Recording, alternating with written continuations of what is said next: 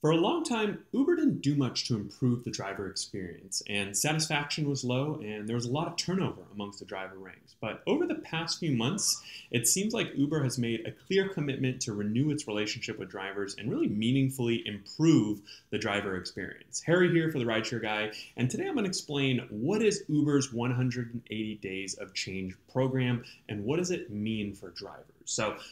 To be honest, Uber doesn't have the greatest history with its drivers, right? And I mean, if you think about it, it sort of makes sense, right? This company was started by guys who wanted a ride, right? They wanted a better way of calling for a ride. They couldn't get taxis. They hated that experience. These weren't taxi drivers who said, hey, we're getting screwed by all these medallion owners. We want to make more money, have a better experience for us, right? It was riders. And I think that really what we saw is a lot of that thinking propagated down through the company throughout the years, right? Uber has always been amazing from the point of view of a customer, right? You could hail a ride automatically. There was no need to tip. You could rate your driver. You could pay with credit card. All these really revolutionary features, but it was really on the passenger side. Now, drivers did get some flexibility. They did get some freedom, but drivers quickly sort of saw that, in order to make the most amount of money, you can't just drive whenever you want or wherever you want. You sort of need to work within Uber's limits, within some of Uber's boundaries. And they really do have a lot of the power and a lot of the control. And I think for a lot of drivers, that's frustrating.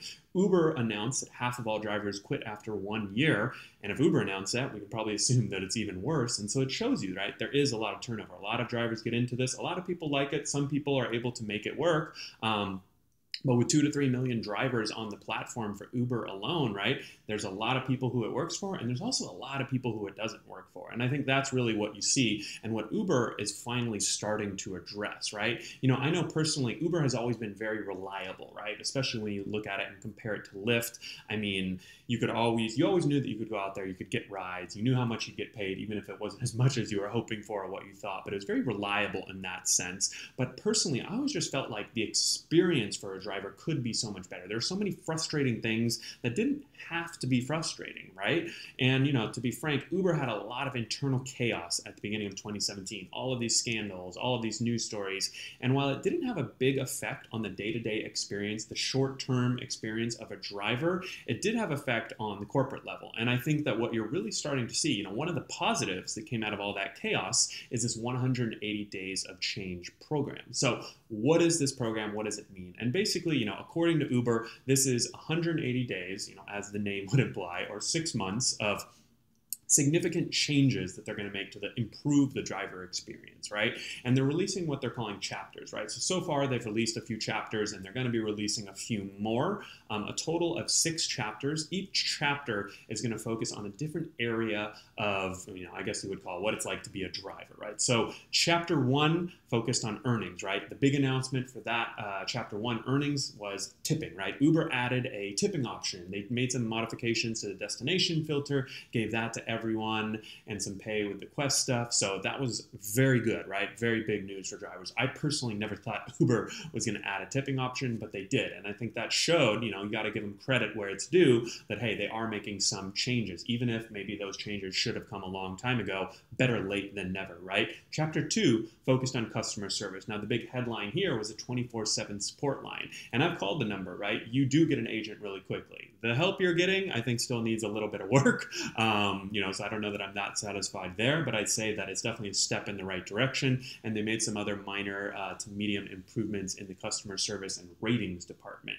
Chapter 3 focused on flexibility. They added 2 new features, one called arrival times, another called long trip notifications, right? That allows you to, in addition to using a destination filter, you can now set an arrival time. I want to be at home by 7 p.m. and then you start getting higher propensity of rides towards your house as you get closer to 7, so you don't get any of those little short rides. Ideally, that's how it's supposed to work. So long trip notifications, right? If you're going to have a 45 to 60 minute trip or longer, you might want a little heads up. A little notification now pops up on the accept screen. And so, I think that you can sort of see with just these first 3 chapters that Uber has announced so far, honestly, I would say that they've made more changes to improve the driver experience in the past 3 months than they have in the past 2 or 3 years, right? In the past, they added instant pay, they added destination filter back in 2016, and those were awesome features. but also they weren't that innovative, right? Sidecar had that feature, the destination filter. Lyft had Express Pay, and Uber basically just copied it with Instant Pay. So,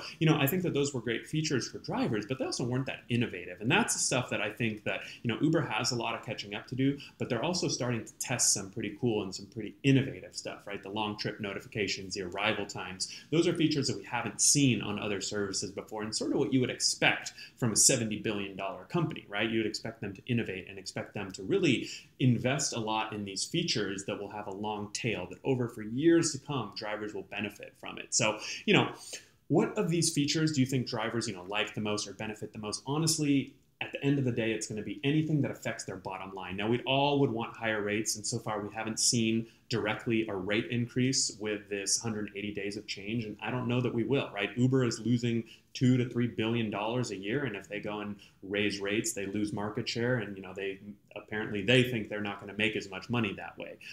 They have raised the booking fee, and that's one fee that goes 100% to them. So it seems clear from a lot of their actions, they're really looking to invest in sort of a more, an experience that's going to have a lot more longevity, right? That's going to keep drivers on the platform longer. So that's really what you see, right? So as drivers, I think these features like the destination filter and arrival time, we sort of have to see how it's going to work out, but anything that's going to allow you to be more flexible, allow you to make a little bit more money, affect your bottom line. I'm not personally so concerned with things like, a more fair rating system. I think that if you follow my channel, you should have a 4.8 or a 4.9 star rating, no problem. This isn't rocket science, and I do know some drivers struggle with it, but if you practice and if you study, then there's no doubt that you should have a 4.8 or a 4.9 star rating. So I'm not too concerned with those types of changes. I want to see the changes like the arrival times, the long trip notifications that are going to have a big impact on my bottom line and allow me to make better choices as a driver and therefore make more money. So,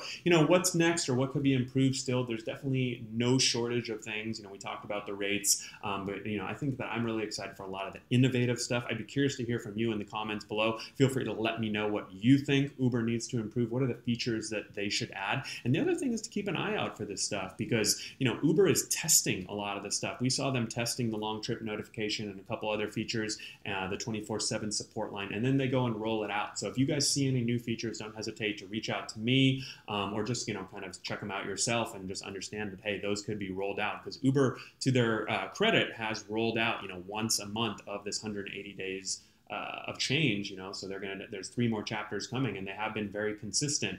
And hopefully going forward too, not only are they going to release these features, but I'm also hoping that they're going to iterate on these features and continue to improve them and make them better. Because like we saw with the destination filter, it came out, it didn't work perfectly, but over time it seems like they've definitely improved it. So that's definitely what I would like to see. If you guys do have any questions or comments, please don't hesitate to leave them below. Send me an email. We release new videos every single Tuesday and Thursday, so make sure you subscribe to our channel. Give this video a thumbs up if you liked it, and all right, drive safe everyone. Take care.